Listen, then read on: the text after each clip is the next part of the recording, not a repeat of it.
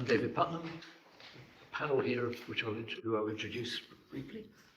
Alex, Tait, who's responsible for all of us, frankly, being here. Justin Matters, Ellie, Chowns, and Ian Lucas, my old friend.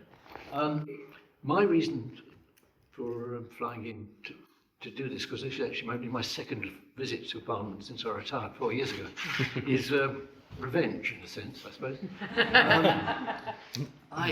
The last thing I did, and the thing that probably most upset me, is I spent 2 years chairing a committee in the House of Lords, looking at the whole issue of trust, democracy, trust, and where Parliament was going. We ended up with a unanimous report, all party, a unanimous report. At the last minute, and this is I think quite interesting, as the sort of privilege of the chair, you get to choose the title. It was going to be called Digital Technology and the Renewal of Trust. The problem was that given the evidence we took over a year and a half, renewal was too late. So I ended up calling it the Resurrection of Trust. And I think genuinely I was right. I think trust had evaporated. And I see there's nothing that's happened in the 4 years since this report came out that's encouraged me to believe otherwise. We made 44 recommendations. They were totally ignored by the then government. And I have to say, other than some quite warm words, they haven't exactly been picked up by the current government, which is very disappointing for me, but Justin, I'm sure, will tell me I'm wrong. But at least we do have a bill before us. What I'd like to do, I've been given 5 minutes and 3 minutes each here, and I'd like to bring George in before he has to run at 6. If I may, a couple of things. Number one, the BBC, very, very good report was published on Friday from a group looking at the challenge of the licence renewal. And both the letter to the Secretary of State and the open letter, the Council report, start with these words. Facts, truth and trust are indispensable to a functioning democracy. So I think that's not a bad place to start, because I profoundly believe it to be the case. There's also a very good piece in the new issue of prospect, which makes a slightly different case, but I think equally profound, which is, if you look at the options that face us between populism and trust, trust is probably the only single thing that can prevent populism taking over, literally, in that mistrust is populism's weapon for political power. So actually mistrust gets weaponized by those who would seek a populist government. So you're not surprised by us feel quite strongly about this. If I may, I'd like to quote very briefly from the report. There's 2 or 3 tiny things. Number one, electoral law must be completely updated for an online age. In the most fundamental sense, voters have to trust the electoral process in order for them to accept its results. Elections that are trusted and the results accepted are the keystones upon which democracy rests. Restoring trust in our democracy, our strategy for modern and secure elections, was that chapter. A couple of other things. This is now talking about what do we do to counter the threat posed by AI and deepfakes. This is a virus that affects all of us in the UK, a pandemic of misinformation and disinformation. If allowed to flourish, these counterfeit truths will result in the collapse of public trust, and without trust, democracy as we know it will simply decline into irrelevance. The situation is that serious. Again from the report. Trust, be it in government, the media, the giant digital platforms, or civil society generally, must be resurrected and then reinforced every day. And I want to make this point about every day. This is not something, there's no broad brush here, you bring back trust. Trust only operates where every single day, I'd be very interested to see what colleagues here say, every day politicians exercise the restraint that trust requires. It actually means making difficult decisions. It means saying things that are uncomfortable. It means confronting facts that are uncomfortable, but that's how you build trust. It is the only way. It's a long, painful process, building trust.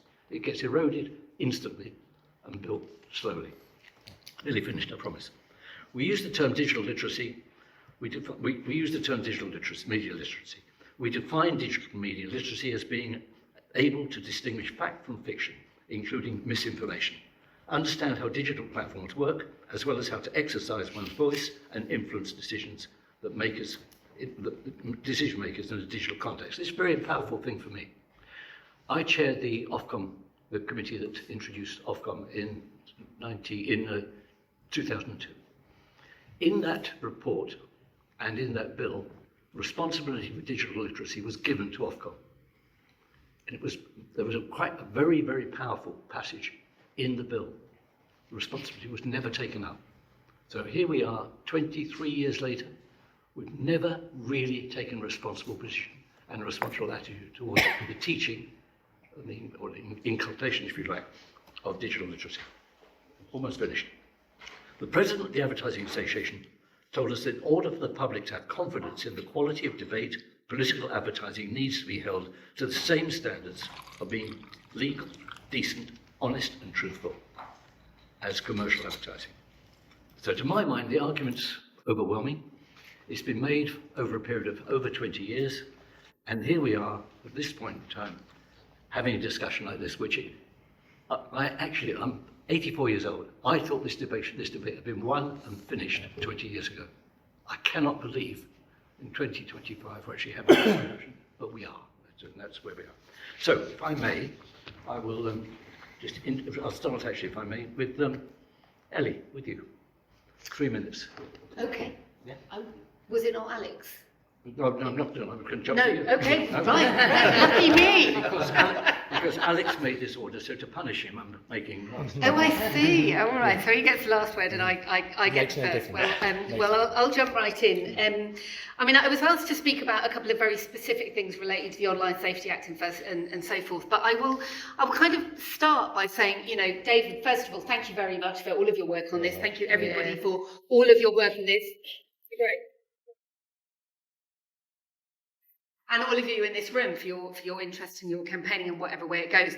David, you kept talking about trust, and I like things to come in 3. So I was thinking about 2 other T's. Trust relies on truth-telling and it relies on transparency, and I'm going to come back to those 2 themes. But specifically to answer the question that I was asked about, should the Online Safety Act also address the collective harms that disinformation and misinformation cause to society and to democracy? Well, yes, I think so. But I'm kind of not really the right person to ask, because I am not an OSA expert. My very limited reading of it indicates that there are some provisions that in theory should help us to move a bit further towards addressing misinformation and disinformation. I suspect that George is probably better placed than me to comment right now in a live case on whether the OSA is actually a useful tool, and perhaps you can come in a minute on that, George.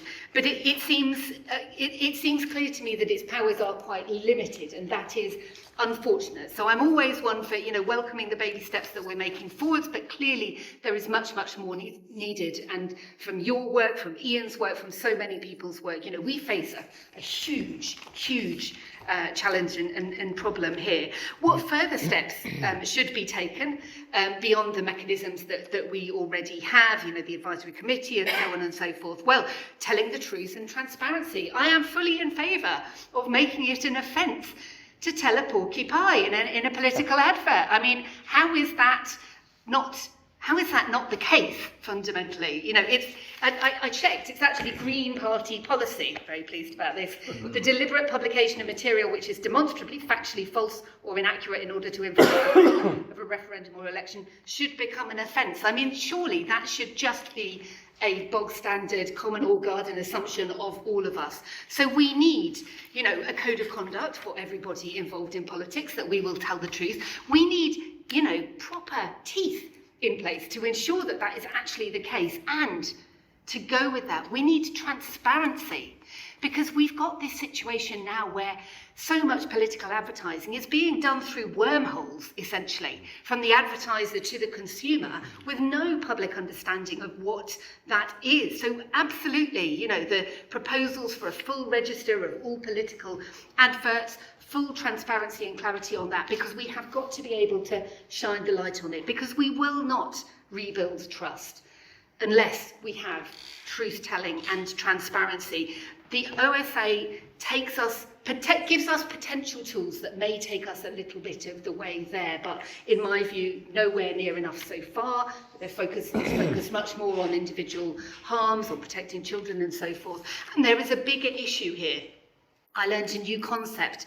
In fact, I've forgotten the name of it, epistemic protection or something like that. I'm sure all of you in the room know it better than me, but protecting our ability to understand what is true, not just protecting individuals from potential individual harms through material disseminated online. So really looking forward to hearing from all of the excellent panelists here, those with experience through research and those with expertise through experience. Thank you. Thanks, Ellie, very much. Justin. So thank you very much. So when I started my political life in the late 1990s, I'm obviously older than I look. I got all my news through traditional channels. Now it's all through this. That's what my constituents pick up all their information from, and quite often I can't see what they say, what they're told. I don't know what's being said, and I certainly don't get a right of reply to things that are said. I think it's the way social media and online interaction works completely has changed the way our politics operates. I think governments don't really understand, political parties haven't really caught up with this in a way that is really meaningful. And I think we've all accepted this is just part of the electoral system, and actually there's something that we need to do about it. I think the status quo needs a rethink. I think the threat that false information has is it's an existential threat to our democracy, frankly.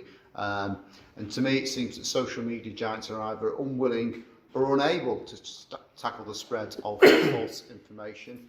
And look, I speak to constituents about conspiracy theories that they've read online on a regular basis. And look, I try and understand where they're coming from, try and understand how they've reached the conclusions they have.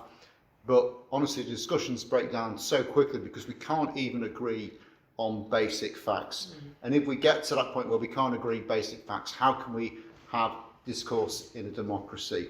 And I'm afraid that this kind of dialogue is extending beyond the traditional conspiracy theories to lots more mainstream policies where people, you meet them on the doorstep, you just simply cannot agree any common ground on what the facts are. And all their information is coming from social media. As a constituency MP, I see defamatory comments on social media about me on a daily basis. When I challenge it, I'm told they've not violated any terms and conditions. But these aren't just allegations that are in the online world. They get repeated to me in real life and people believe them. So I got a bit fed up with this eventually. So I decided to sort of try and test how much the system would actually respond to these things. So I reported some of this stuff online with Meta. I actually then contacted their public affairs team to see if they would do anything about it, having a real life person look at it rather than just an automated response. And they said that it didn't meet any of their frameworks for removal. It didn't even meet the criteria for referral to their fact checker service. They did say they will remove content that violates their policies such as hate speech, harassment or credible threats. Absolutely fair enough, quite right, they should do that. But they don't say anything about tackling posts that are downright lies. And that's the nub of this for me, because you can have as much disagreement about things, but if people are telling outright lies that are provable lies, then something needs to be done. Don't we all have a responsibility to tell the truth, as Ellie said? And that extends not just to politicians, that extends to the media, that extends to anyone who's involved in public discourse. The truth matters. If a newspaper printed lies about me, I would have the right to challenge them and bring that down. But put something online, that's outrageous lies. It stays up there forever, and it seems there's very little you can do to challenge this. And we need to challenge this now because it is only going to get worse. And I'm sure we're going to hear from George about his experiences, about how absolutely ridiculous lies were told about him. And I heard what he said about that, because actually there doesn't seem to be a route to challenge an awful lot of this. And if we're not careful, because AI is getting better and better, I could just about tell that wasn't George, because he's a very bubbly character in real life, but a lot of people won't, and we know technology is improving. We're going to get to a point very, very quickly where we're not going to be able to tell the difference between what is real and what isn't. And we've already got fracturing of what common understanding of the facts are. So this is going to finish us off if we're not careful. We have hostile states that already are starting to use this against us. I've no doubt that in the summer there was a deliberate attempt through social media to create widespread. We know technology is improving. We're going to get to a point very, very quickly where we're not going to be able to tell the difference between what is real and what isn't. And we've already got a fracturing of what common understanding of the facts are. So this is going to finish us off if we're not careful. We have hostile states that already are starting to use this against us. I've no doubt that in the summer there was a deliberate attempt through social media to create widespread civil disobedience fueled by online misinformation. We get this stuff going through with AI and deepfakes that people will absolutely believe their eyes, then it's only going to get worse. I saw what happened over the summer in real time and it was absolutely frightening. And this doesn't benefit anyone in this democracy. It doesn't benefit social media companies in the long run because it actually only benefits those hostile states, regimes that are hostile to us. They don't worry about the rules of engagement. They don't worry about codes of conduct because there are no rules as far as they're concerned. I'm afraid they have been assisted in this by complicit social media companies who seem to be able to wash their hands of this. So what we're doing with the code of conduct is great. It's great that they were bringing in third-party campaigners into the ambit of it, but actually it's not going to do enough. It's not going to get to the real pernicious evil that is corroding our democracy, which is hostile and deliberately malicious acts to try and undermine our dialogue.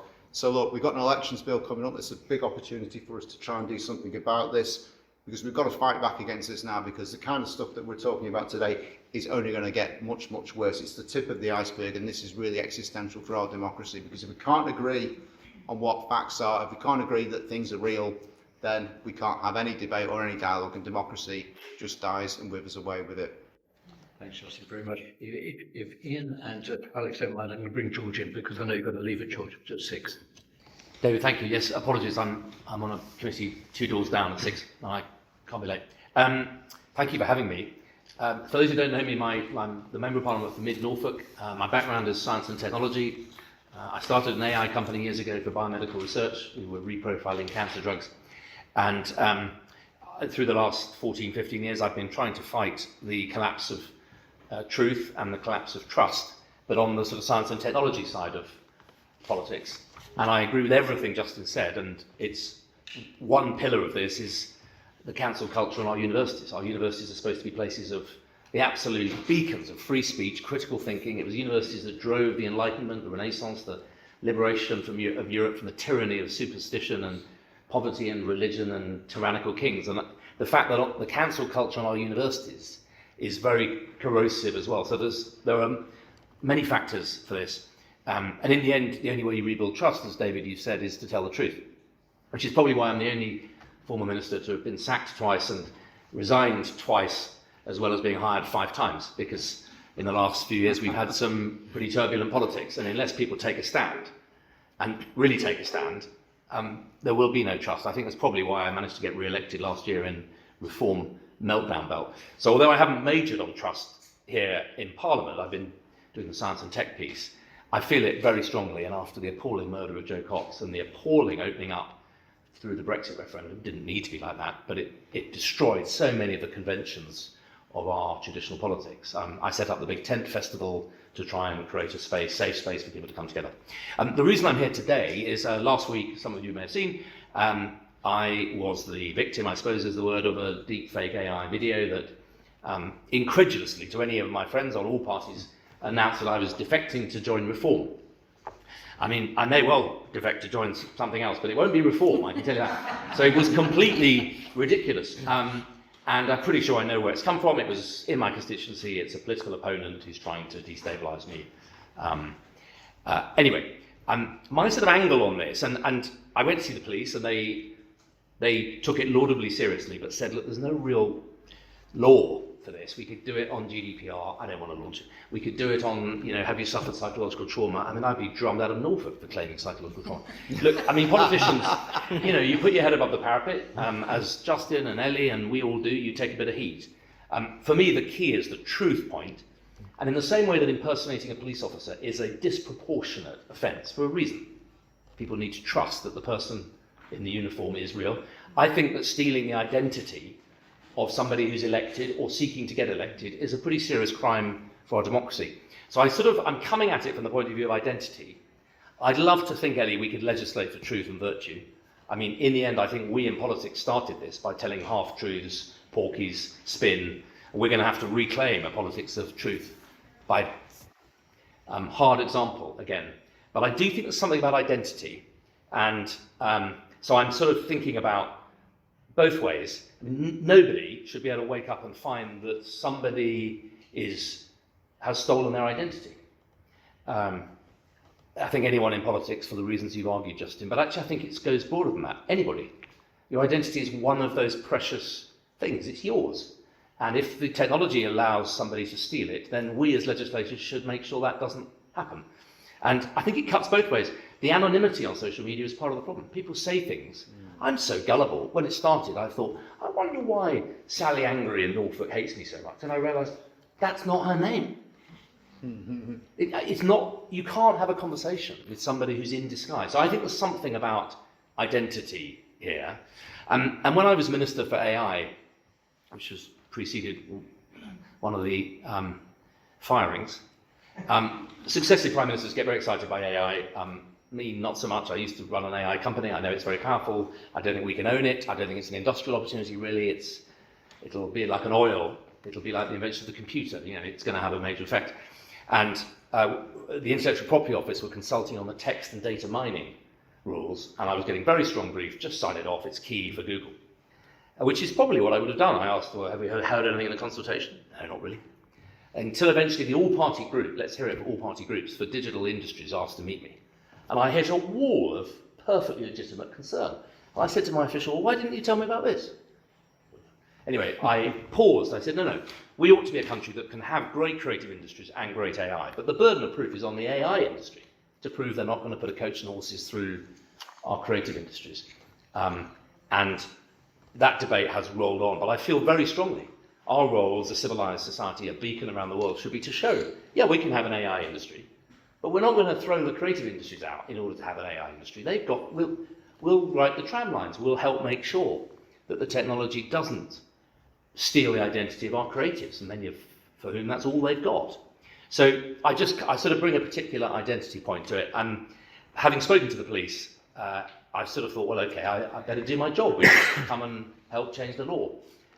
They said the CPS are very keen to have a test case on this. So with the help of this group, David, and the expertise in the room, I'm keen to try and lean in, and if I can take my example and use it and introduce either a 10-minute rule bill or something to try and support this wider piece, then I would be absolutely delighted. Stephen Fry lives in Norfolk and is one of the signatories of the protection of artistic rights, and I'm keen to kind of reverse this and turn it on the people who did it to make it achieve something positive, which is to get everyone to wake up exactly, Justin, in the spirit in which you've said.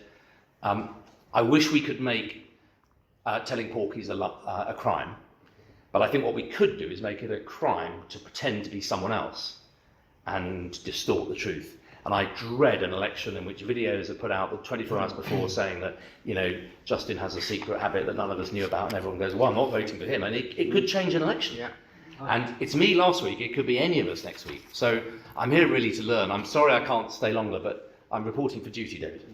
George, that's great, George. Thank you very, very much indeed. I'm really grateful for you stopping by. Thank you. It makes a lot of difference. My team are here, so they'll be listening, and I'm going to scoot up to committee room 9. Not at all. Happy to see you.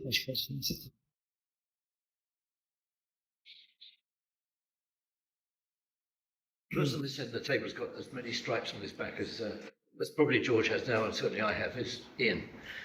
Ian. Thank you very much, David. I'm retired, like David. He's come from Ireland because he feels very strongly about this, and I've come from Wales because I'm feel very strongly about this too. You know, I was an MP for 18 years, and the bad news, as far as George is concerned, is that this isn't just a threat to elections in the future. It's affected elections in the past already.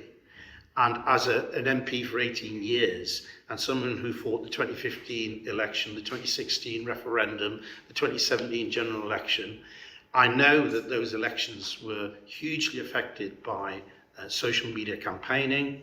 And at the time, I didn't know anything about it. And you know what? I would say 90% of members of parliament don't understand the way that elections are fought now. Because like Justin, I started in the 1980s campaigning, and I fought all the elections that I fought until 2017, as I always had, knocking on doors.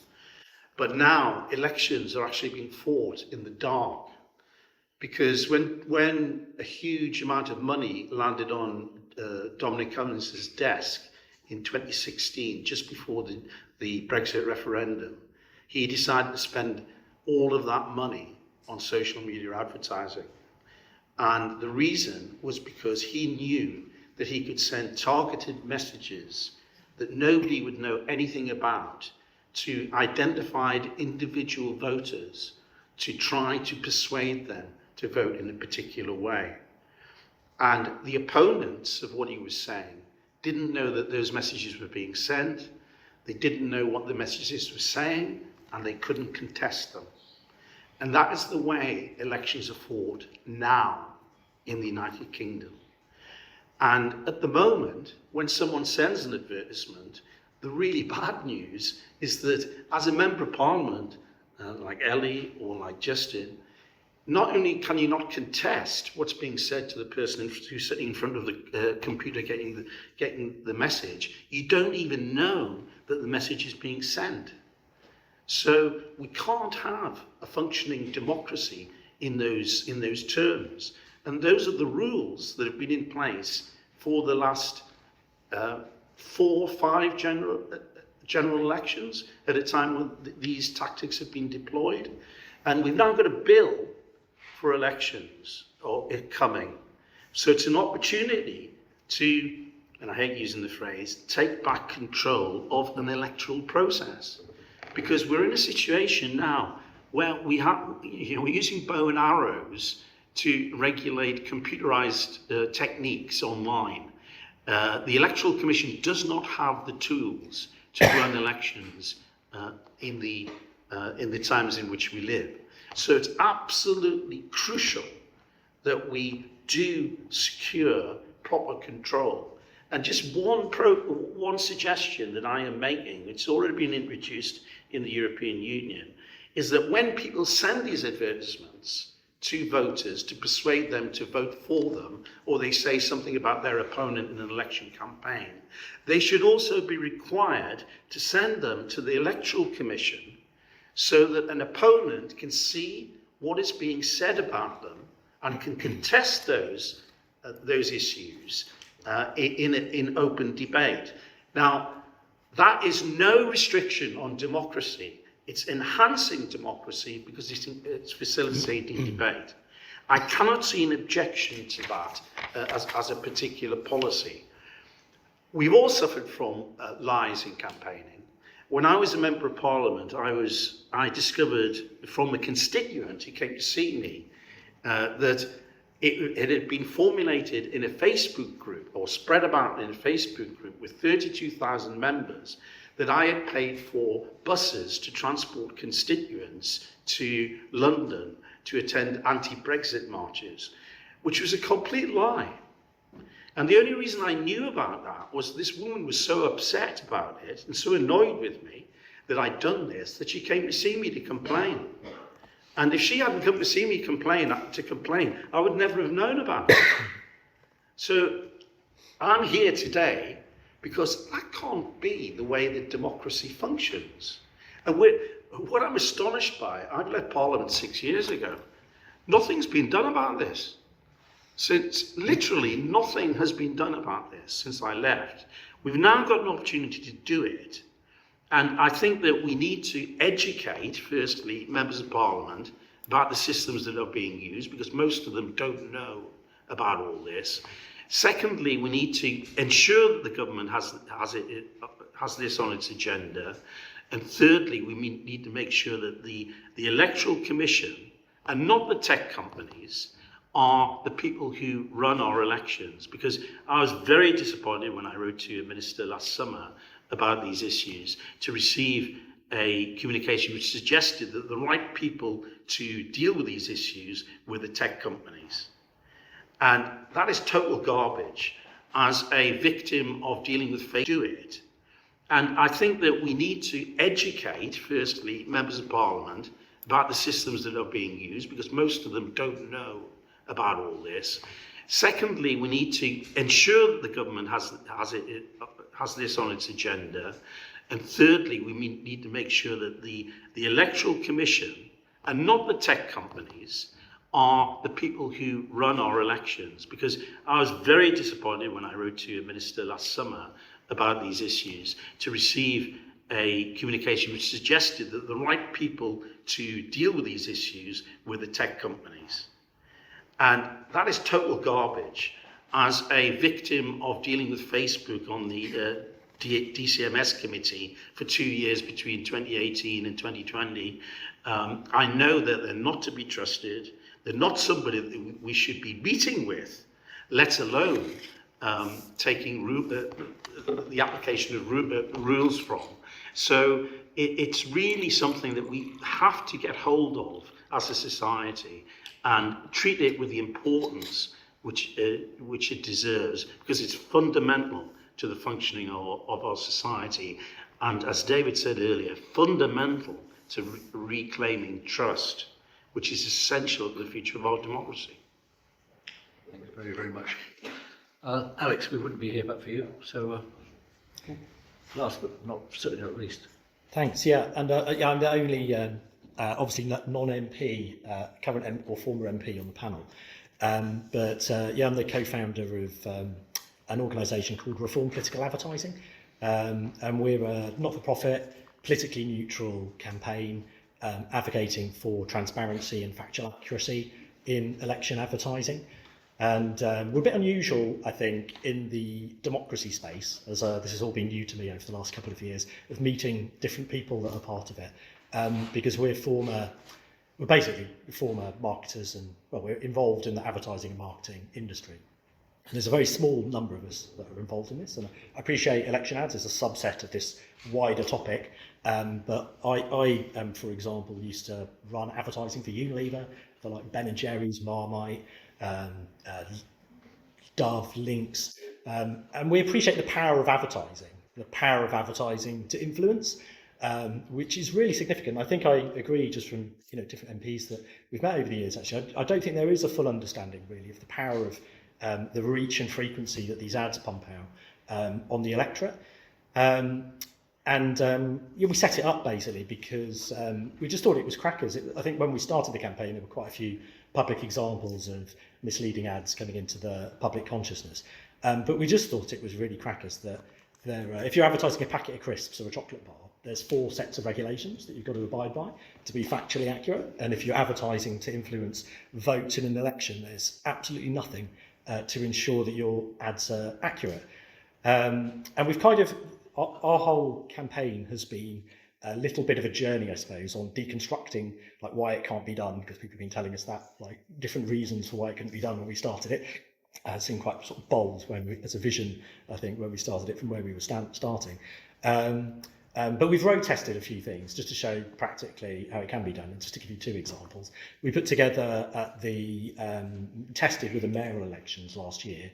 Seemed like something we could get our hands around easily, was the mayoral elections last year as a pilot.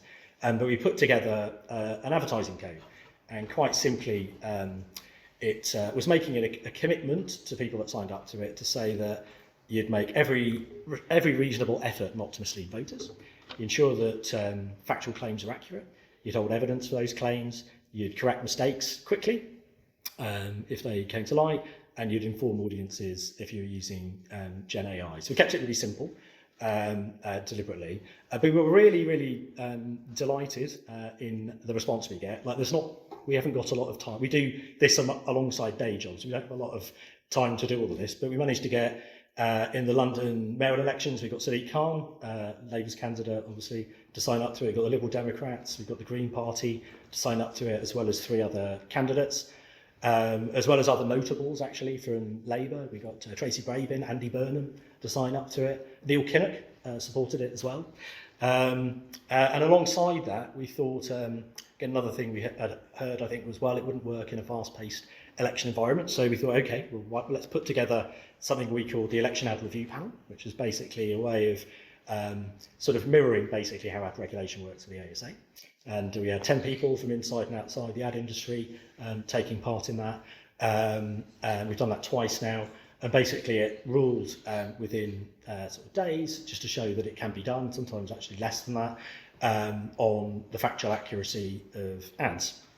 But I think like to bring it to life to you, I wasn't sure if we only could get into this room like half an hour before, so we weren't sure if the tech was going to work.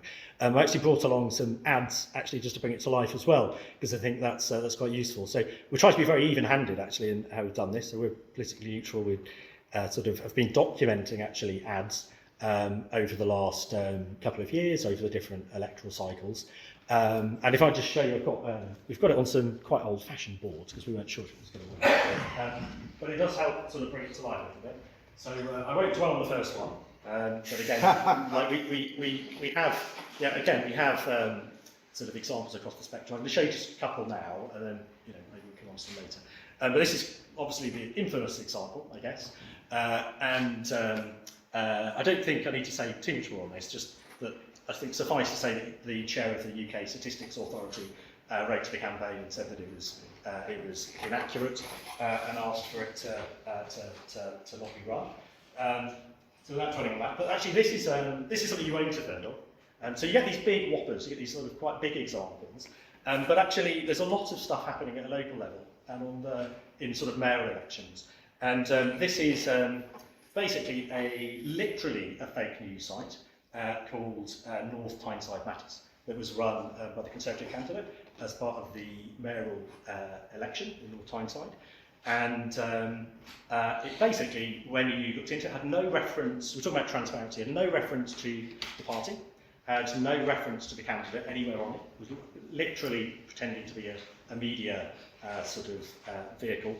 But really, pretty much so many of the articles really were just attacks on his main opponent, the Labour candidate. And I think two of the examples was there was I think £750,000 from public funds had made its way to the candidate. There'd been sold public land for £1. Different claims like that, basically, very dramatically put together as well in terms of video and content. Like one of these particular posts, it got 30,000 views on Facebook, had 172 shares, but it was supported actually by a sort of paid media on Facebook that Facebook said had up between 100,000 and 500,000 views. And actually, like in a local mayoral election campaign, that really can be quite significant, especially when some of these elections really are won just by a couple of votes, or by literally tens of votes sometimes, to hundreds of votes. And then I just want to ensure that I'm being sort of even-handed. So just to go to the other side of the spectrum, there's a lot of chatter sometimes around sort of Liberal Democrat bar charts. So I've just pulled out just one example. But basically, I think this would be a misleading by omission example. And it's basically like some of these examples, I suppose. Again, you've got the sort of the very big, significant ones that get to the news, loads of ones that don't get in at the local level that don't get into the news, but then sometimes just a misleading use of statistics and facts. And this example's, I think, just basically saying that this is the number of councillors for each party on Sheffield City Council. Labour 39, Lib Dem 29, and it's just positioning the whole thing in a two-horse race, as this comes through your letterbox. But it omits the 17 Green councillors as part of that. And it actually states factually there, Conservatives finished third in our area last time. So anyhow, just a sort of, just an example, a different type of example I'll show you. I've got some other ones as well, a Labour one, actually, another one as well.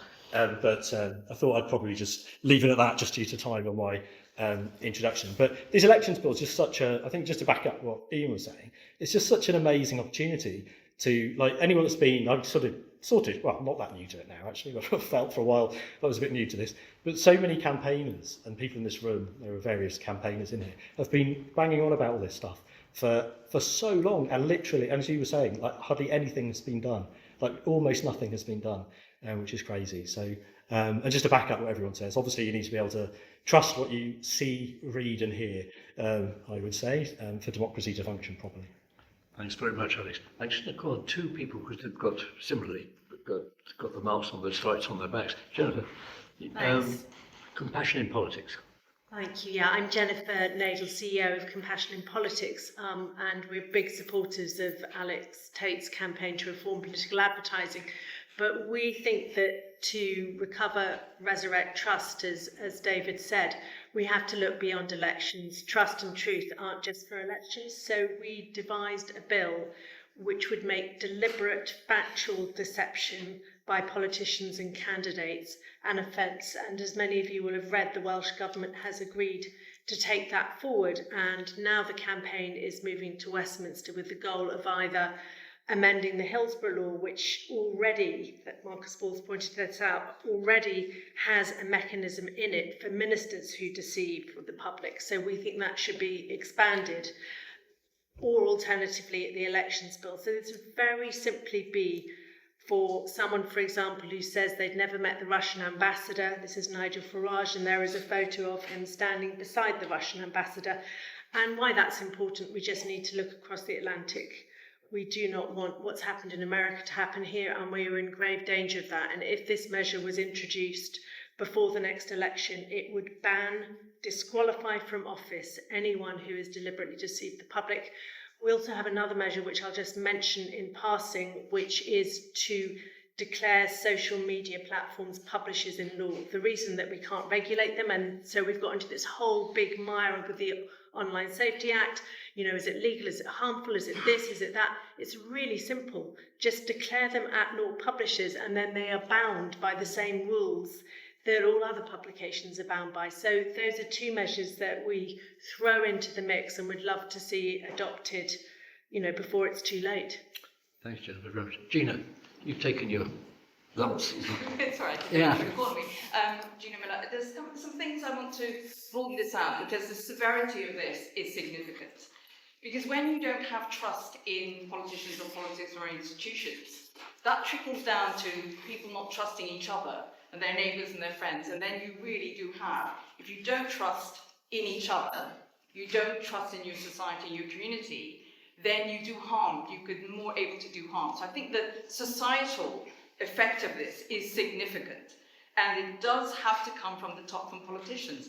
Politicians and leaders have to seize back control of all of this. And rebuilding trust and transparency has to come from the top before the next election. And there are some really simple wins, which we've heard of. I've always campaigning said, what is the ask? What is the ask that we're going for in here? The elections bill does give us the opportunity, but then it cannot work in silo. We also need reforms to the Online Safety Act, which I was part of that campaign for anonymity, for us to not have anonymity, because I've suffered from that hugely with abuse, and things have come to me through anonymous accounts.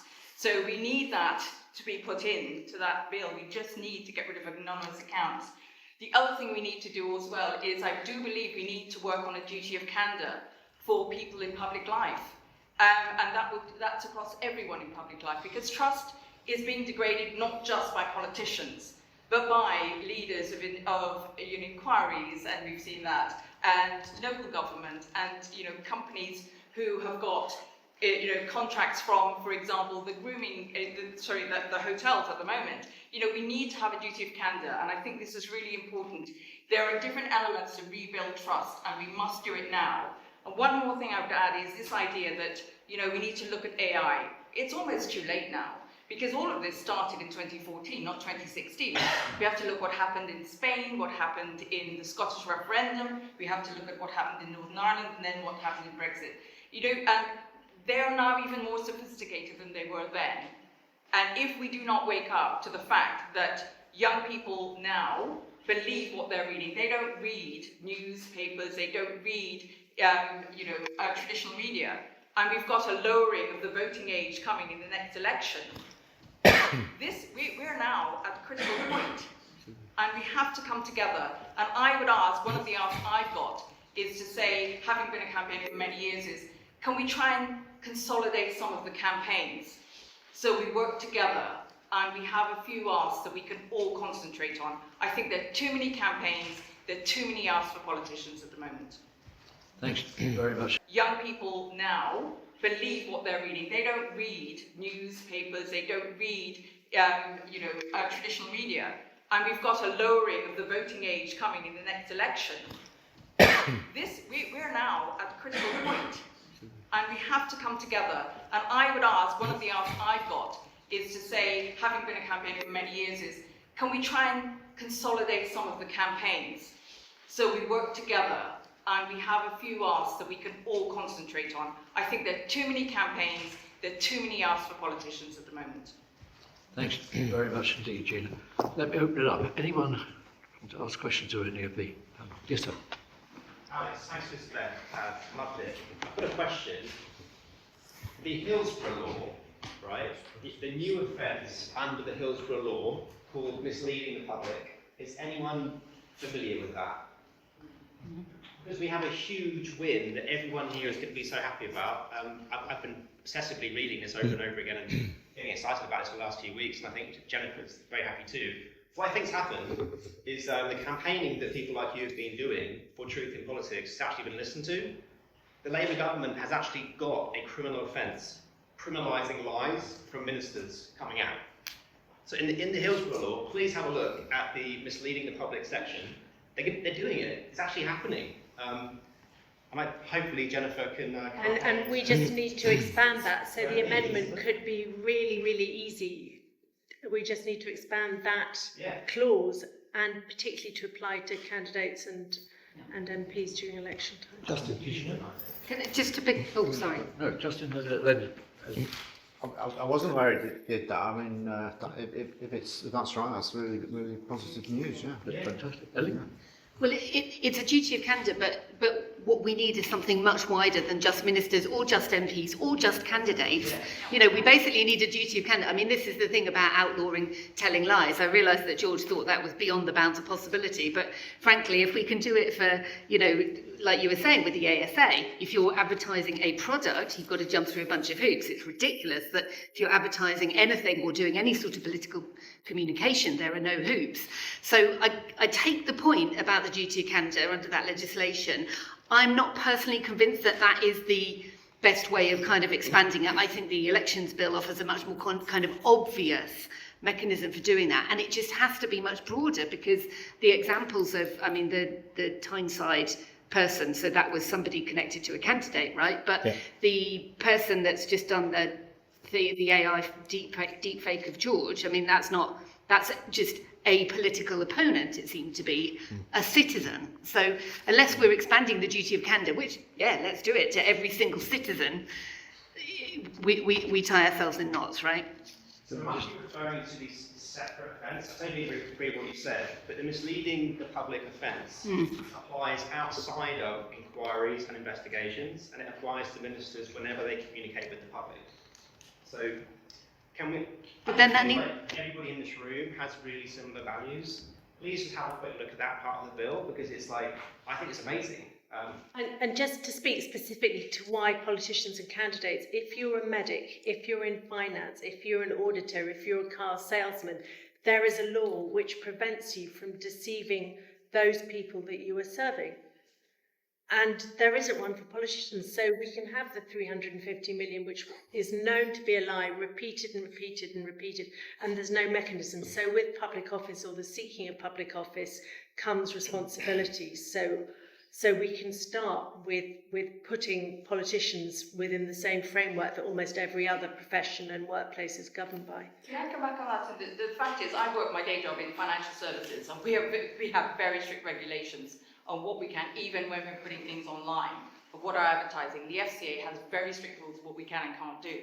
And whenever people say to me, oh, if you can't do it, where's the regulation, where's the template? Actually, sometimes I think we need to look at financial services to look at how we can transpose some of that into what we're doing in politics, because, we're moving online and we have to do it. And scammers are there, all the things that are going on with fraud and scamming in financial services.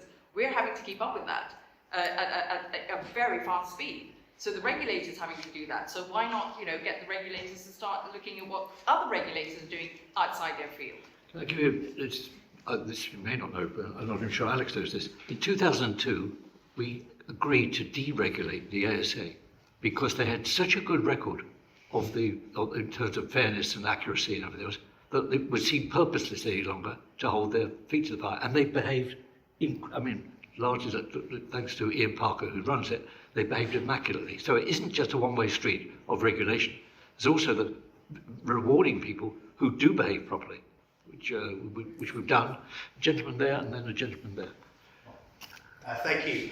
Three very brief points, if I may. My name is Richard. I'm from a relatively small political party. The first point I'd like to make is, obviously, all of these ideas are absolutely great in legislation, but will you please bear in mind the resources that smaller parties, and particularly independent voices, have when they stand in election? Because sometimes we get many independents, and I think you'd agree, having independence is a safeguard to our democracy, and they misunderstand things. The example Ian gave earlier on, if that person, rather than meeting you, had stood an election against you on that basis, maybe they would have committed an offence under this. So the first point to make is please be sensitive to smaller parties. The second point I'd like to make is just to ask the panel in general, do they worry a bit about the other side of this issue? Is there a danger that we might go too far and actually prevent legitimate political debate? And one of the reasons I say that, I know my party is one that signed up to Alex's code, and we agonise for hours before doing a leaflet. Can we justify this fact? Can we justify the other? And I can see that there may be a sort of overcompensation. So that's just the second thing I wanted to raise. And the third thing, and I'll declare an interest here, my little party is the Rejoin EU party. The Brexit referendum itself, to my mind, was where the poison was really sowed into our society. And whilst I think whatever happens to the Election Act could be fantastic going ahead, there will be a tsunami of hate based on you're trying to fix the next election. So whatever is put through Parliament, it will be seen through those eyes. In my view, the only way that you can tell the public why we're doing this is to have a full and open public inquiry into what happened in the Brexit referendum. Interesting. Justin. Then Alex.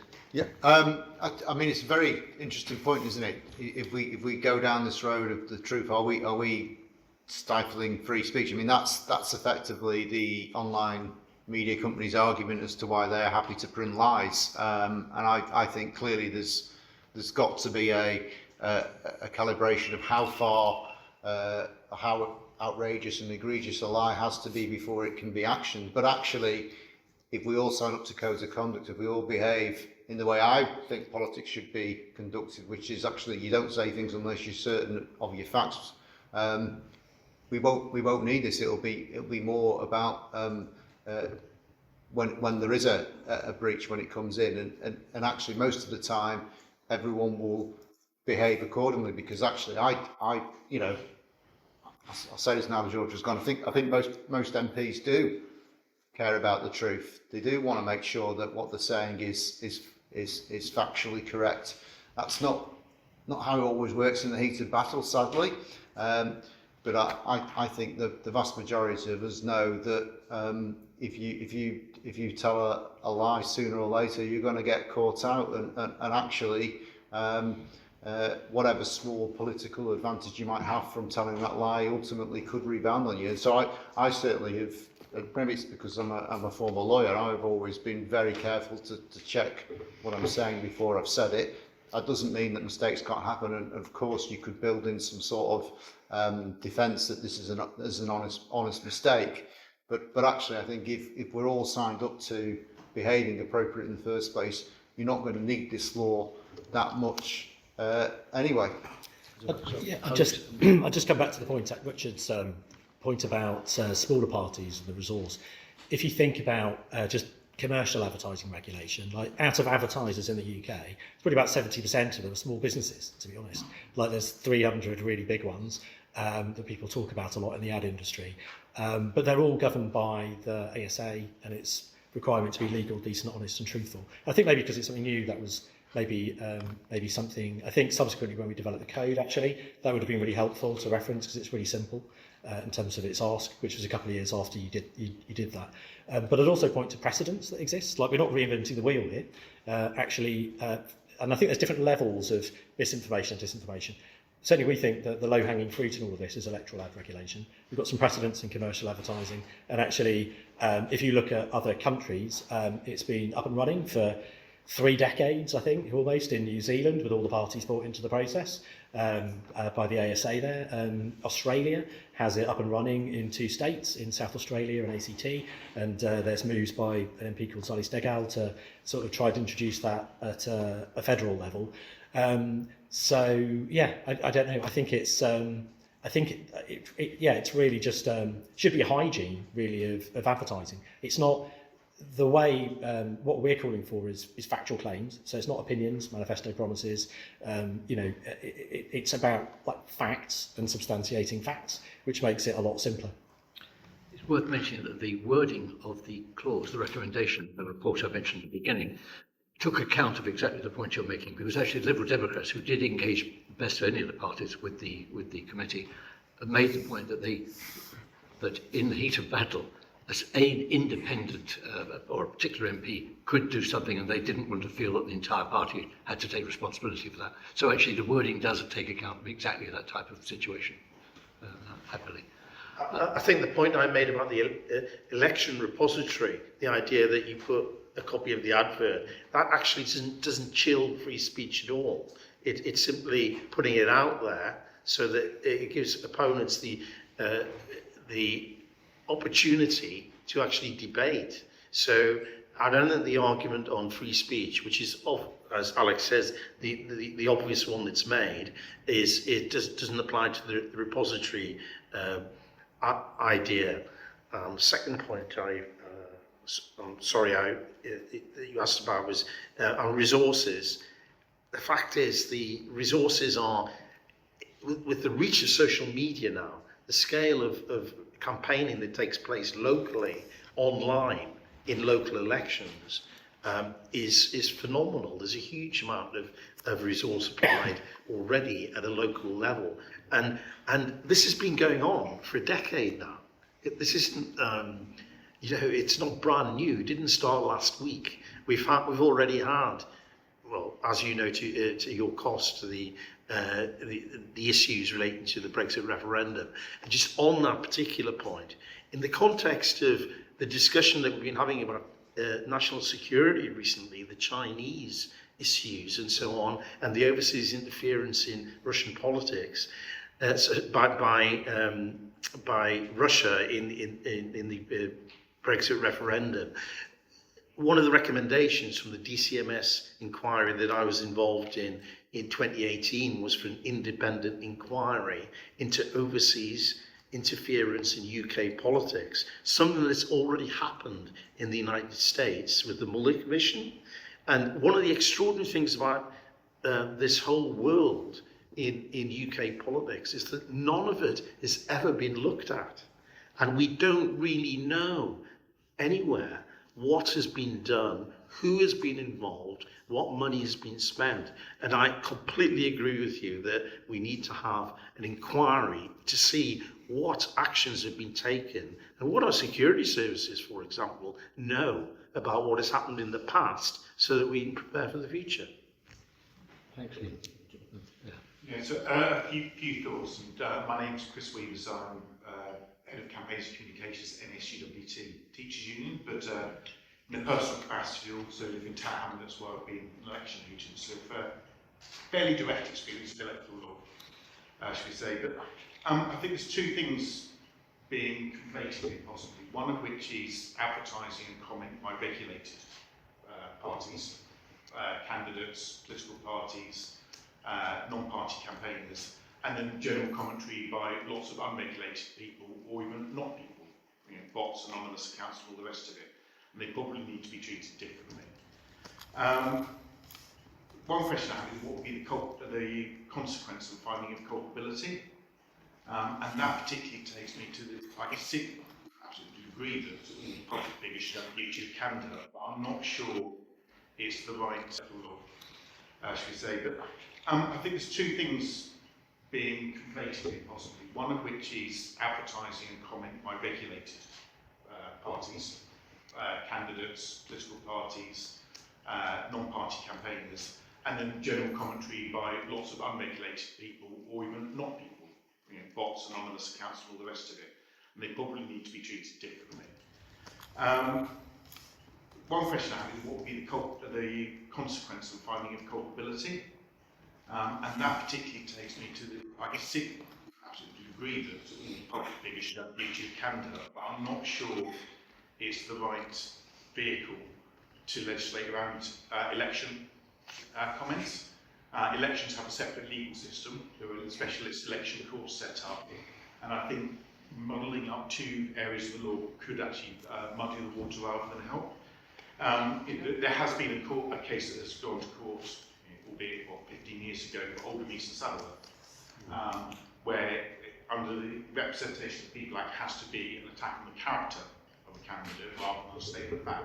But that would seem a more logical area of the law to extend via an elections bill to tackle this, because it's in the right field of law, as it were. A couple of issues. That one, it has to be effectively immediately before or during an election. It doesn't cover the whole span of political life. And on Ian's point, absolutely the Electoral Commission and the police have to have the regulatory and enforcement role in relation to this, but I don't think that should allow the social media companies to escape their obligation under it. Certainly, I would say that the Electoral Commission is woefully under-resourced at the moment. There's no reason why they shouldn't enforce an obligation on social media companies to catalogue and publish adverts rather than have to do it themselves. And then one point on the chilling effect is relating back to the two-horse race sort of classic leaflet. There's an example to my mind of it's the truth, it's just not the whole truth. There's omissions there.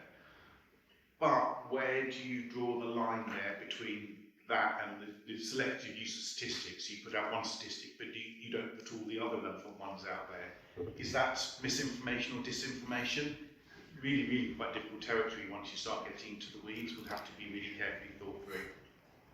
Could I respond to that, Dave? Yeah, can I say one thing? Again, because the report I keep referring to, we have several recommendations about the strengthening of the powers of the Electoral Commission. Very, very, I think, sound, very well thought through, agreed with the Electoral Commission. The exact opposite happened. Powers are actually reduced and the funding was reduced. Now, you work that out. But what it says to me is that the government doesn't want a powerful Electoral Commission because, as you just said, elections are special. And in fact, that was said several times. You can't start legislating for the way elections are run because they're about power. So this is very dangerous territory we're into here. But there are, I think, 3 recommendations about the strengthening of the powers of the Electoral Commission. The lady at the back, sorry, I was coming back to you to say, lady at the back there. Hi, I'm from the Advertising Association, which is the UK trade body, as well as Media Smart, which promotes critical literacy skills on behalf of the advertising industry. And it's great to hear that praise of commercial ad regulation through the ASA, so thank you. And I think it's really important that political education is talked about. Media Smart had a campaign the previous general election to educate young people about the ads that they're seeing. And I'm just wondering, what role do you think on the panel media literacy has to play here once you've developed, if you say we've developed further rules, what about the role of media literacy? We've got 16-year-olds who are going to be possibly voting in a couple of years' time. We've already got them voting in Scotland. And as this gentleman's point about the difference between regulation for candidates and regulation, for everyday people who are just talking on social media channels, I think we need to think about what resources we're committing to media literacy education as part of the wider picture when we're talking about this. Thanks very much. Alex, sorry I cut you off, and I'll bring Ellie in on that. Sure. Yeah, and it's the Advertising Association is the umbrella trade body for advertising, does a lot of great work around media literacy, and that's been a really good programme. But I think it needs to be alongside other measures, because actually a lot of this information and disinformation is just injecting it into the public discourse in a way that we've heard about around the panel. And just to respond to the gentleman over here as well, just around how difficult it is to judge. So one of the reasons why we put together actually this election ad review panel that I talked about was, again, just to deal with the concept of how difficult it would be. And it's interesting, and we've got lots of reviews on our website, if you go to reformpoliticaladvertising.org, of different ads that we've documented. And actually, when you look at them, and we've gone through the process, it's actually been pretty straightforward to do it. And there's again, as part of the not reinventing the wheel, the ad regulation, the CAP code and BCAP code that governs advertising has a framework as well that can be lent on around different measures. So, for example, there's 3.7 in it. CAP code is before distributing or submitting marketing communications for publication, you've got to hold evidence that proves claims likely to be regarded as objective substantiation.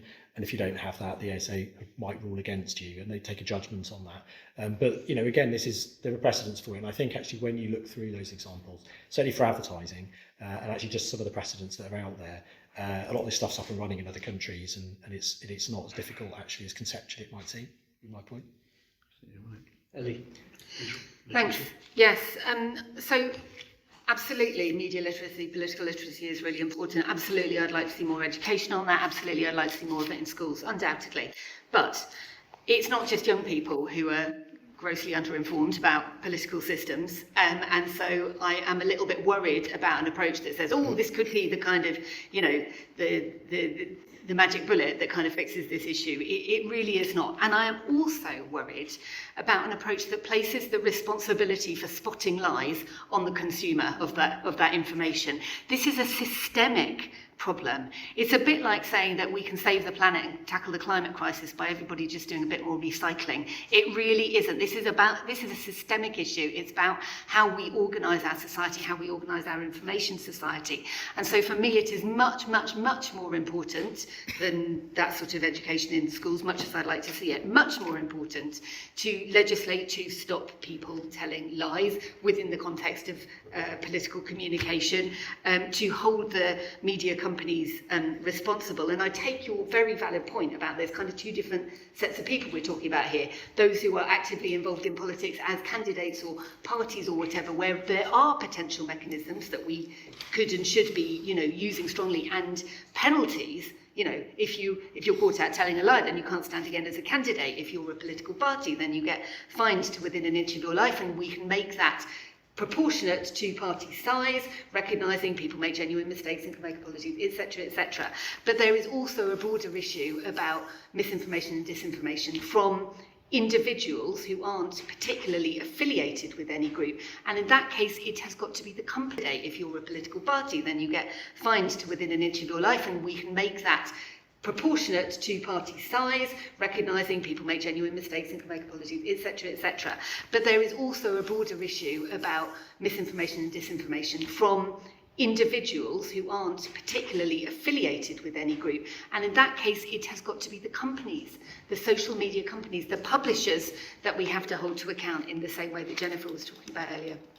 Can I just say that this is got to be, none of these are a silver bullet on their own, and it's about bringing in as many tools into the box as we can to rebuild trust, because that ultimately is where we want to get back to, is that truth shouldn't be, a needle in a haystack, and if we have truth and transparency and trust, because I believe all of them are very connected. So it's about gathering all these ideas together, because I understand what you were saying, for example, about electoral law being different, and I've heard it so many times, but I'm sorry, that's just not good enough that it's different. It just has to be brought in. On the back of that, I think that we're at a stage where there's been such a step change in politics and the way politics is done that we can't fiddle around with the system as it is, as it has been. I mean, my political life has probably been the same as yours, and all the different aspects of it and complications of it are the labyrinthine and very complex.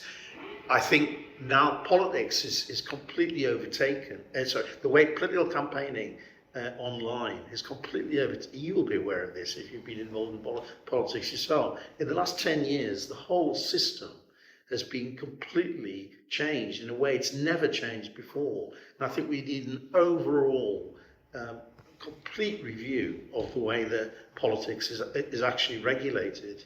And I think the Electoral Commission, an independent regulator, has to be central to that, so that we are in charge our own political system once more, because we can't rely on the tech companies regulating. It's ludicrous, the idea that we have multinational companies dealing with our electoral law. So I think it is a very profound time and a big change that's needed, but it has to be done. I just add in one other point, which is that the election period is no longer confined to the period that it is in law. The election begins the day election after. period. I mean, that's a concept that has gone forever. Absolutely. Every day we're being bombarded with political adverts. That never happened in the 80s and 90s. I think it's really interesting, actually, like a change that we've seen over the last year or two as well, is just around the dynamics around the political landscape as well. And actually, if you look at some wafer thin margins, you can say, like, does advertising work? Would it really change anyone's opinion on things? The Runcorn by-election, Reform beat Labour by 6 votes. That was 0.02% margin of victory. The Doncaster Mayor Labour election, Labour beat Reform by 698 votes, that's 1%. The North Tyneside, I was talking about the North Tyneside mayoral election, Labour just squeaked it in with 444 votes, that was 0.8% margin of victory. And the West England mayoral election was by 5945 votes, which is 2.9%. So these things are, advertising, it's not the biggest driver of what people vote for, but does it have that much of an effect? It's quite interesting how it, I think, plays in some ways, just looking at those statistics and how things have changed, the self-interest of MPs as well, I think, in some sense, to do something about it. The only advantage of being old is you've got a memory. In 1997, I was working at the Department for Education for David Puttnam, and we brought in citizenship as a subject. And for 3 years, it staggered along, and Estelle Morris busted a gut trying to make it work. And in 2002, I'm sad to say, the incoming second Blair premiership lost all interest and it was dropped. So it wasn't a lack of understanding that it was important, it was a lack of actually commitment on behalf of the government to impose it. And the pushback, again, tragically, I'm afraid, came to an extent from the teaching profession, who thought it was just one subject too many. So it's not that we haven't been here, it's not that we haven't been warning, and I go one step further. I actually think the present administration of the United States is entirely caused by 20 years of miserably failed tertiary education in the United States.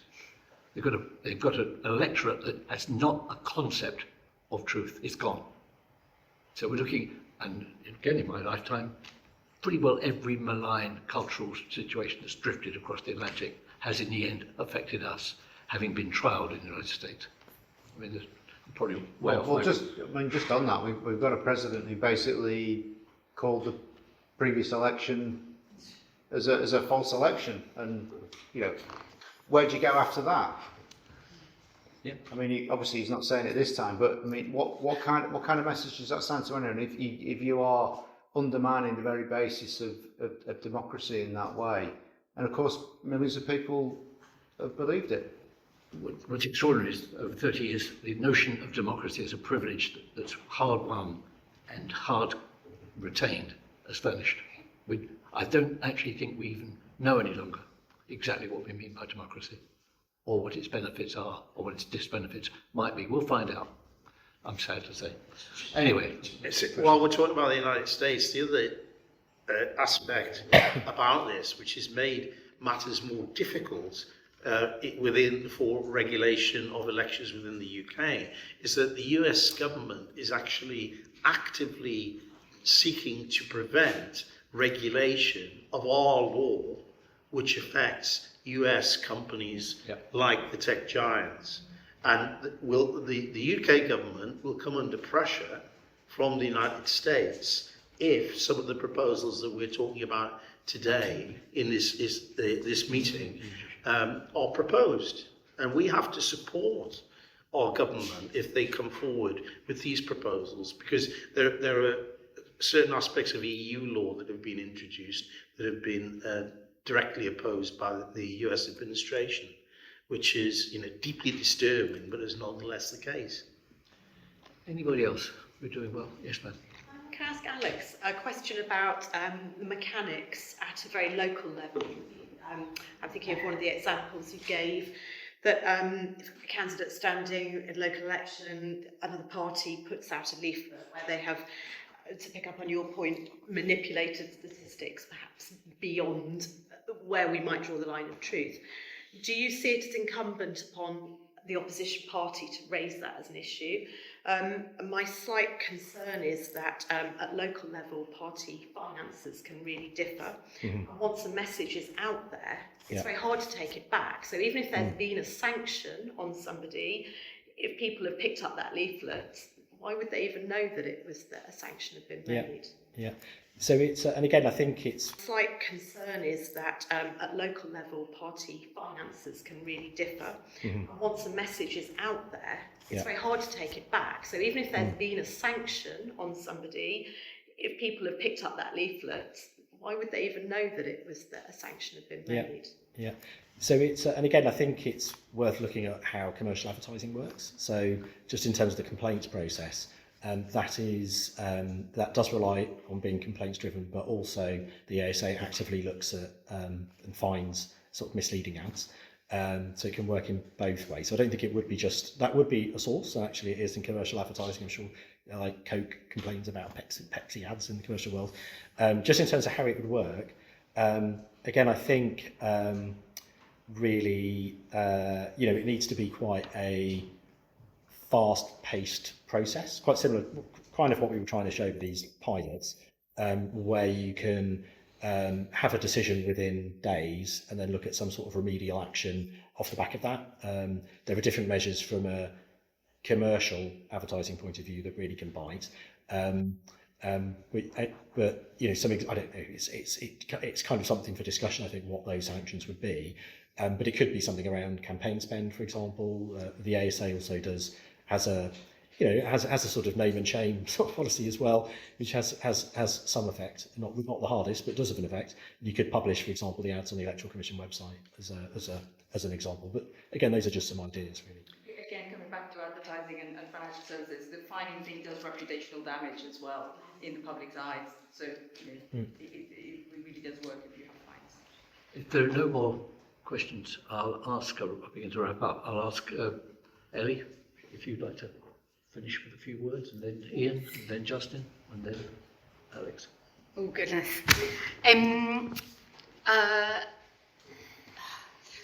I'm struggling because I've just been kind of dumped into a trough of despair about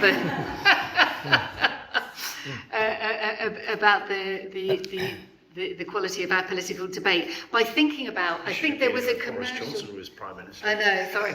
I think wasn't there a commercial advert that was banned by the ASA, but then it got hugely viral attention and traction on the basis of it being banned. So we have got a really, really tricky situation here, partly because while whatever it is, 76% of the UK public would support it being a requirement in the UK that factual claims in election adverts must be accurate. The majority of people want truth in politics, but that isn't what our behaviour indicates. It's like classic behavioural research, isn't it? Because unfortunately, it's all the dodgy stuff that gets the traction, that gets the likes, that gets the spreading, and so forth. And it's particularly difficult because it seems to me that untruth is baked into the most kind of likely to go viral thing. So we're in this desperate situation where we need to rebuild trust in our democracy. It's desperately under threat from, particularly, in my view, far-right forces. And the lack of trust in those politicians is baked in. It's already expected that they will tell untruths. It's already expected that there will be photos of people standing next to people they deny ever having met. So what do we do about this? I think we've got some practical suggestions today, and I think that is what we have to do. You know, the register of adverts, the code of conduct, and so forth. You know, the huge majority of people getting behind what the huge majority of citizens say they want, which is more truth in politics, more transparency in politics. That is the only hope that we do have of rebuilding trust in politics. So we've got to be really clear-eyed, really clear-eyed about how difficult this challenge is. But we have an opportunity with the elections bill next year. We have practical policy suggestions on the table that we can really get momentum behind. So, shoulders to the wheel, everyone. Just to bring a tiny moment of humour into all this, from my old industry, in the film industry, there was a not particularly good director, but quite well-known director called Michael Winner. And what Michael would do is make a film which deliberately contained something that he knew the censor would ban. He would then announce the Evening Standard that his film had been banned, would get an enormous amount of publicity. He'd then make a trim to the film to it got unbanned, and then release the movie. So the use of banning can be quite strategic if you're sufficiently unscrupulous. Ian. I think we have to be positive in that we are now in an environment where there may be some legislation about these issues, which there hasn't been in the past. I think the code of conduct, coupled with an election material repository, which I've referred to, would be an excellent start and would be something that would begin the process of restoring the trust in politics. So we've got to do that. This isn't an easy issue, but I do think we need to maximise engagement with our members of parliament to ensure that they get behind this and see the real importance of the threat to democracy that we really do face. Thanks very much indeed. Justin. Yeah, so I think it's been a really helpful discussion today. Lots of good ideas. I'll just give you a couple of anecdotes from the constituency. So I had someone email me about this whole idea about asylum seekers eating swans. They sent me images which they'd obviously got off the internet. Sent them back the full fact report. Said this is complete nonsense. Here is the actual evidence. And the response I got is, well, I don't believe anyone now. And that is the challenge that we've got, that we absolutely need to call out all these lies and these falsehoods and this misinformation, but we've got to restore trust in ourselves as politicians, and that's down to us, I think, to act with honour. We call ourselves honourable in this place, and I think we've got to live up to that a little bit more than we often do. Just on a that we've got, that we absolutely need to call out all these lies and these falsehoods and this misinformation, but we've got to restore trust in ourselves as politicians, and that's down to us, I think, to act with honour. We call ourselves honourable in this place, and I think we've got to live up to that a little bit more than we often do. Just on a side note, on the bar charts, we've just had a by-election in my constituency. I think every party said it was a two-horse race, and there were six candidates. I think we got to the point. I mean, it was a two-horse race, and we won it, fortunately. But we took the view that there were so many people claiming it that no one was going to believe anyone about it. So we just kind of let it go, and that comes back to this point about actually the more people just don't believe anything anyone says, the harder it is for us to do our jobs, the harder it is for democracy to function. But I think there are some good practical suggestions. Code of conduct is obviously something we've got to work on in the elections bill. Ian's repository, which I know he's talked about in the past. I have had a conversation with someone in the party who was quite interested in looking at that, having been on the receiving end of it themselves. I think they understand a little bit more about why it's important. And I think also, picking up the point, it'd be lovely, wouldn't it, if social media companies were responsible as publishers. The simplicity of that is very attractive. I think we would have a hell of a fight to get them to accept that, but we've got to do something, because at the moment they have no responsibility for what goes out on their platforms, and it is corrosive to our democracy. So, look, I think there's some things, and I think we've got a good spread of parties here today with George as well. So I think there will be things that, if the government don't come forward with them, we can put down as amendments. And actually, we've got to really win the argument, because it's in all our interests, isn't it? We're here because we believe in democracy. We want this to work. We want to win on our own terms, which is basically by winning the arguments, by persuading people And to do that, we've got to reinforce and bolster our democratic institutions. So, look, I think there is an urgency to this, but there's also an opportunity. So let's make sure we take it. Thanks very much, Justin. I get before asking Alex to completely wrap up, just a couple of observations I think worthwhile, because if this isn't why we struggle with these subjects, I don't know what is. Both major parties, managed to avoid Leveson 2. Leveson 2 was a commitment made by the leaders of the three major parties, a commitment. And they wriggled out of it. Why they wriggled out of it? Because actually it was the moment where a lot of this stuff would have necessarily been exposed, and they would have had to start addressing them, possibly through legislation. And my huge disappointment, I've got to say, Justin, with the present Prime Minister, is that he made the announcement about not pursuing Leveson 2 prior to the election. Now, the idea that he thought he'd win some brownie points with the Sun by doing this is so ludicrous. It really does defy description. So that was one. And then again, worth mentioning, the two major parties, in the report that I cited right at the beginning, both major parties refused to come and give evidence to a Lord's investigative committee. Refused. That is really unusual. For a party not to be prepared to come and give evidence and answer questions from a parliamentary committee is almost unique. They wouldn't. What we did do was get a letter from the Tory party, I'll come to Tory Labour in a moment, where the Tory party said that the whole exercise was rather naive because, and this is the wording letter, we had to understand political parties needed an edge going into an election, and therefore to have rules took away their edge. Now, I don't know what edge was, but just so that the notion was that they needed the edge. And then last point of me, just take it off the politics. In mid-1990s, we all, or I certainly did, started reading about the dark arts that have been introduced into politics, mid-90s. And instead of the news media attacking the notion of dark arts, they were fascinated by the notion of dark arts. And if anything, they promoted the concept of dark arts as being a really interesting story. And for me, that's where the wheels came off. It was at that point, the fact the media did not challenge the notion that the dark arts were illegitimate with scary stuff. Alex, please wrap it all up for us. Okay, yeah, so thanks so much for coming and taking part, Ian, Ellie, David and Justin.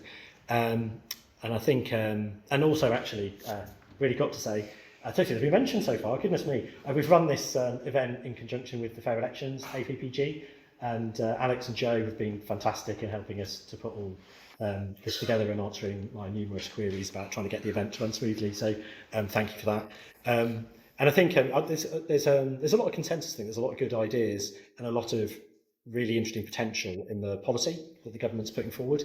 It's from transparency to digital resilience. And I've obviously talked about electoral ad regulation. Ellie's talked about the online safety.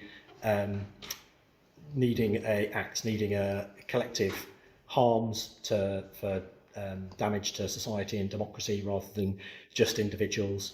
A thank you to the Green Party for being the first official party actually to support electoral ad regulation officially. And Justin's talked about sort of AI and deepfakes historically, this new frontier. And George talked about identity, which is a sort of interesting concept as well, of really ensuring we've got a grip on that to ensure that we know who's communicating actually via some of this. And Ian's talk about the ad library, I think it's worth emphasising actually that the ad library, we first talked to Ian about it actually back in the disinformation inquiry, and it's now coming to, it's actually coming, I don't know if you mentioned this Ian, but it's coming into fruition in Europe. Or in March next year, so it's not just a sort of concept. Across the EU, there's going to be this ad library concept. Ian's made the point, I think, that you don't want to leave regulation in the hands of tech companies. You want to set the rules and then people to follow them. So a lot of these points, I think, they're not abstract. They're just building blocks of a robust democracy. And I just wanted to, I suppose, just thank diverse collection of people that's come together actually as well. And Simon, my colleagues, really helped sort of put this event together, as well as other people that have helped as well, including Liz.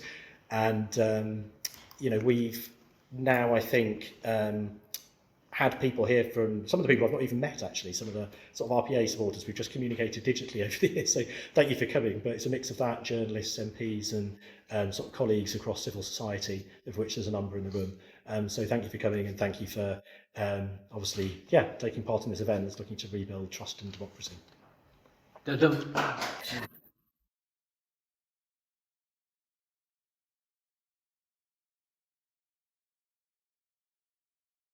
Thank you all very, very much indeed for being here.